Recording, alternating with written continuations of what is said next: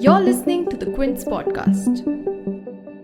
ये जो यूपी है ना, यहाँ चुनाव के बीच बड़े धूमधाम से संत रविदास जयंती मनाई जा रही है। वाराणसी में सभी पार्टियों के बड़े नेताओं का जमावड़ा लगा। योगी आदित्यनाथ, राहुल गांधी, प्रियंका गांधी, पंजाब के सीएम चरणजीत सिंह चन्नी और आम आदमी पार्टी के सांसद संजय सिंह सभी संत रविदास मंदिर पहुंचे। माहौल चुनाव का जो है, यूपी तो यूपी, पंजाब में दलित वोटर को साधने में पार्टियों का ये मूव काम आ सकता है। हालांकि संत रविदास को लेकर मायावती का कोई बड़ा कार्यक्रम सुर्खियों में नहीं दिखा। ऐसे में समझते हैं कि यूपी की राजनीति में संत रविदास का महत्व क्यों है और इससे क्या फर्क पड़ सकता है। Lights, action, politics. UP elections में क्या बड़ा हो रहा है? जो हो रहा है उसका मतलब क्या है? यूपी को जानने वाले एक्सपर्ट्स को सुनिए प्रतीक वाघमारे के साथ क्विंट हिंदी की इस नई पॉडकास्ट सीरीज में ये जो यूपी है ना। तो यूपी की राजनीति में संत रविदास की इम्पोर्टेंस पर तो चर्चा होगी ही, लेकिन उससे पहले प्रदेश की बड़ी राजनीतिक खबरों को जानते हैं हमारे सहयोगी विकास कुमार से। जी विकास। प्रतीक, सबसे पहले बात अखिलेश यादव की। आज वो औरैया में थे। उन्होंने रैली के दौरान कहा कि चुनाव में जो गर्मी निकालने की बात कर रहे थे, वो नेता और उनके समर्थक ठंडे पड़ गए हैं और दूसरे चरण में ऐसा मतदान हुआ कि विरोधी सुन्न पड़ गए हैं। अब बात कर लेते हैं कि एसपी सिंह बघेल के काफिले पर हमले को लेकर के काफी चर्चा है। तो इस पे करहल सीट से चूंकि एसपी सिंह बघेल उम्मीदवार हैं, तो उनके आरोपों को काउंटर करते हुए पूर्व सांसद और सपा नेता तेज प्रताप यादव ने कहा कि SP Singh Baghel victim card खेल रहे हैं, उन पर कोई हमला नहीं हुआ। अब बात कर लेते हैं मायावती की। मायावती लखनऊ में थी। उन्होंने जो रैली की उसमें कहा कि बीएसपी की सरकार बनना बहुत जरूरी है। उन्होंने अपील की कि वो अपना वोट कांग्रेस, बीजेपी और सपा में किसी उम्मीदवार को न दें, सिर्फ बीएसपी को दें। सपा और बीजेपी सरकारों में यूपी के लोग दुखी रहे हैं। इसके बाद योगी आदित्यनाथ का जिक्र कर लेते हैं। योगी आदित्यनाथ हमीरपुर की राठ सीट से रैली कर रहे थे। चूंकि थर्ड फेज के चुनाव में राठ सीट पर भी मतदान होना है, तो योगी आदित्यनाथ ने सरकार के काम गिनाए और कहा कि बुंदेलखंड एक्सप्रेस जैसे बड़े प्रोजेक्ट उन्होंने दिए और जनता में गरीबों को मुफ्त भोजन देने का काम किया और डिफेंस कॉरिडोर बनाया। तो ऐसे में लगातार चुनावी रैलियों में नेता अपने वादे और अपने किए काम गिना रहे हैं। जी प्रतीक। शुक्रिया विकास। आज संत रविदास जयंती है। ये एक ऐसे संत है जिन्हें अलग अलग नामों से बुलाया जाता है। गुरु ग्रंथ साहिब में जहां कहीं भी उनके पद संकलित हैं, वहां उनका नाम रविदास ही लिखा गया है। उत्तर प्रदेश, मध्य प्रदेश और राजस्थान में उन्हें रैदास के नाम से जाना जाता है। गुजरात और महाराष्ट्र के लोग उन्हें रोहिदास कहते हैं। बंगाल के लोग उन्हें रुईदास कहते हैं। कई पुरानी पांडुलिपियों में उन्हें रायादास, रेदास, रेमदास और रौदास के नाम से भी देखा गया है। अब नाम भी कई हैं और कई राजनीतिक पार्टियां इस जयंती के अवसर पर अपनी अपनी राजनीति साधने की कोशिश कर रही है।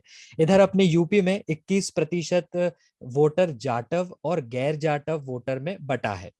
जाटव वोटर 11% है, जो मायावती का वोट बैंक माना जाता है।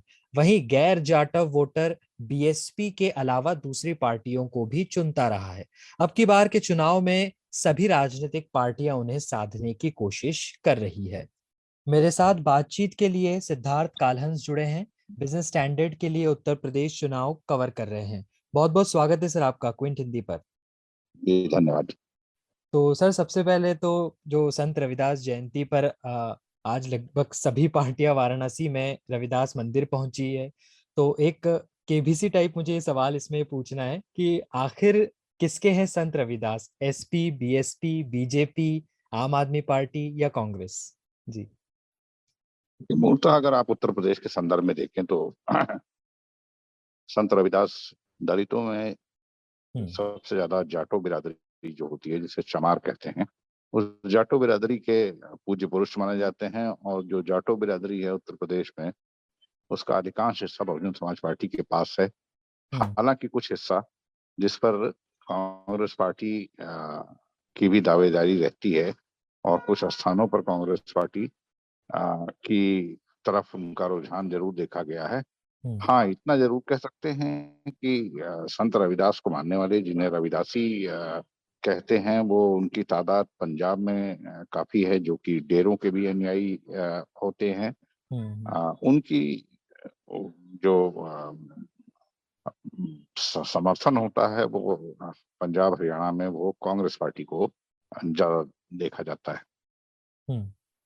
ओके, तो हर साल तो संत रविदास जयंती पर वाराणसी में हम नेताओं का ऐसा ही जमावड़ा देखते हैं, लेकिन क्या दलित वोटर पर इसका कोई खास असर पड़ता है या फिर वे जिसे वोट देते आए हैं उन्हें ही देते रहते हैं?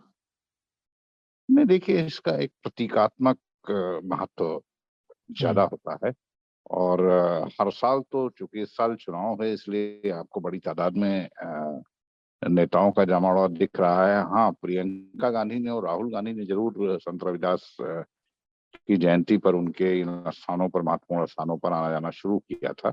1-2 साल हो गए हैं ऐसा। लेकिन इस बार चूंकि उत्तर प्रदेश में चुनाव है तो आपको सभी दलों के नेता वो संत रविदास के चरणों में दिखाई पड़ रहे हैं उनकी जयंती के मौके पे। जी, तो जो राहुल, प्रियंका और चरणजीत सिंह चन्नी तीनों बड़े नेता वाराणसी पहुंचे, तो क्या इसकी वजह यूपी से ज्यादा पंजाब में दलित वोटों को साधने की है? देखिए, यूपी में, पंजाब में तो निश्चित तौर पर पंजाब में उन्होंने दलित मुख्यमंत्री दिया है और पंजाब के दलित वोटों को साधने की कवायद तो है ही। लेकिन उत्तर प्रदेश में कांग्रेस पार्टी अपने रिवाइवल के लिए उसकी निगाह दलित वोटों पर है और वो चाहती है कि जिस तरह दलित वोट उसका एक अभिन्न अंग हुआ करते थे 1989 से पहले, तो वो वैसी स्थिति अगर उत्तर प्रदेश में फिर पैदा होती है तो कांग्रेस पार्टी की शायद स्थिति में उत्तर प्रदेश में उल्लेखनीय सुधार आ सकता है। और इसलिए उत्तर प्रदेश में आपने देखा होगा प्रियंका गांधी ने रविदास मंदिर में जाकर लखनऊ में झाड़ू भी लगाई, उनकी बस्तियों में भी जाकर वो उनके लोगों से मुलाकात करती हैं। इस समुदाय के, जाटो समुदाय के छात्रों का एक अलग से डेलीगेशन बुलाकर कभी उनसे मिलती हैं और दलितों की महिलाओं पर कई जगह अत्याचार जो हुए हैं उनके घटना स्थल पर उनका जाना हो, उनके परिवारों के बीच में उठना बैठना हो, ये सब काम प्रियंका गांधी उस समय से उत्तर प्रदेश में कांग्रेस के रिवाइवल के लिए जरूर करती रही हैं। तो ये फिलहाल आज चुनाव है चूंकि उत्तर प्रदेश और पंजाब और 5 राज्यों में, तो अभी तो इस कवायद को आप पंजाब के चुनाव के लिए ज्यादा और उत्तर प्रदेश के चुनाव के लिए आंशिक तौर पर देख सकते हैं।